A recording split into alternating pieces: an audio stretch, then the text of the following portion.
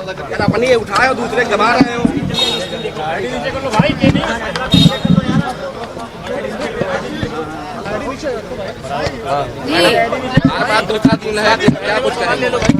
देखिए, सरकार ना चर्चा कराना चाहती है और ना ही बाढ़ पर चर्चा कराना चाह रही है, ना मर्जर ऑफ स्कूल्स पे चर्चा कराना चाह रही, ना लॉ एंड ऑर्डर पे चर्चा कराना चाह रही, ना बेरोजगारी पे चर्चा कराना चाह रही। केवल अपनी वाहवाही लूटने के लिए सरकार सदन का समय और जनता की बातों से दूर भाग रही है। कल जिस तरह से अहंकार में भरी हुई सरकार जब नेता प्रतिपक्ष अपनी बात को सदन में रख रहे थे, तो पूरे देश ने देखा, आप सब ने देखा, जनता ने देखा उत्तर प्रदेश की कि किस अहंकार भरे लहजे में उनकी पीड़ा को ये कह करके नकार दिया कि इस तरह की कोई घटना नहीं हुई। ये उत्तर प्रदेश की विधानसभा का सबसे काला दिन था, जहां पर परंपराओं का हमेशा निर्वहन हुआ है। कल तार तार कर दी है उत्तर प्रदेश विधानसभा की अस्मिता को। मैम, फतेहपुर की घटना को कैसे देखती हैं? देखिए, पूरी तरह से ये घटना मैं कहूंगी कि सरकार की और वहां के स्थानीय प्रशासन की विफलता है।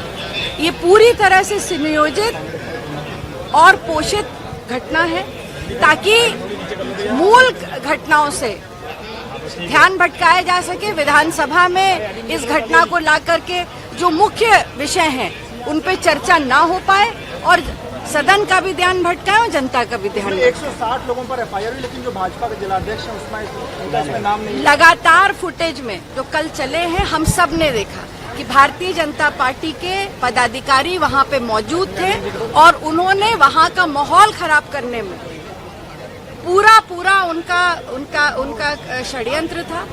और मैं तो ये भी कहूंगी कि उनके साथ साथ उन अधिकारियों पर भी कार्रवाई होनी चाहिए जिनको ये मालूम था कई दिनों से कि वहां पे संवेदनशील स्थिति है, उन्होंने पर्याप्त सुरक्षा बल के इंतजाम नहीं किए, वहां की व्यवस्था नहीं करी, उन पर भी कार्रवाई होनी चाहिए और इसकी न्यायिक जांच होनी चाहिए। दिल्ली में बड़ा प्रदर्शन हुआ और ऐसे में राहुल गांधी समेत तमाम विपक्ष के बड़े नेताओं को गिरफ्तार भी किया। भारतीय जनता पार्टी के पास वो इस वक्त स्पोक्स पर्सन बन के काम कर रही है इलेक्शन कमीशन की।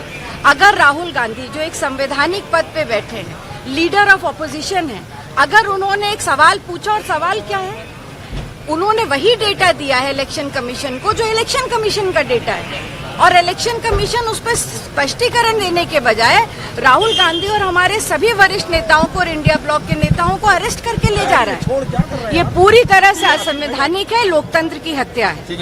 बारिश के बाद कल मैम, कल कार्रवाई नहीं हो पाई, आज का क्या है?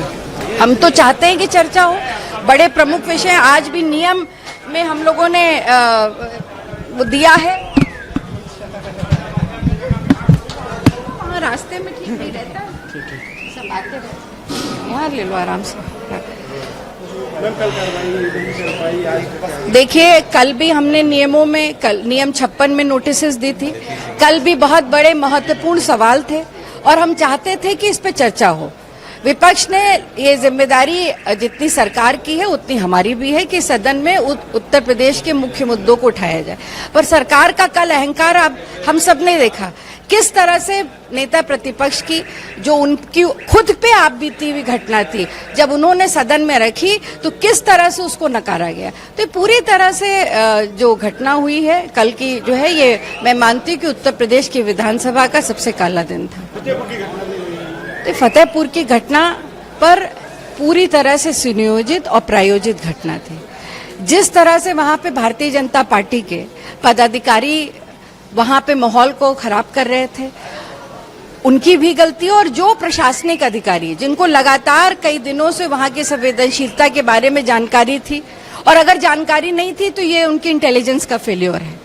उस जानकारी के बावजूद भी उन्होंने उस पर कोई कार्रवाई नहीं की, कोई व्यवस्था वहां पे सुरक्षा व्यवस्था नहीं हुई। तो पूरी तरह से उत्तर प्रदेश का माहौल खराब करने के लिए, मुख्य मुद्दों से ध्यान भटकाने के लिए, और वो भी जब सदन चल रहा हो, इस तरह की घटना अगर की है तो ये बिना लोग वहां के प्रशासन के और सरकार के समर्थन के नहीं हो सकते। अगर आप ये वीडियो YouTube पर देख रहे हैं तो हमारे चैनल को सब्सक्राइब कर बेल आइकन दबाएं, और Facebook पर देख रहे हैं तो हमारे पेज को लाइक करें।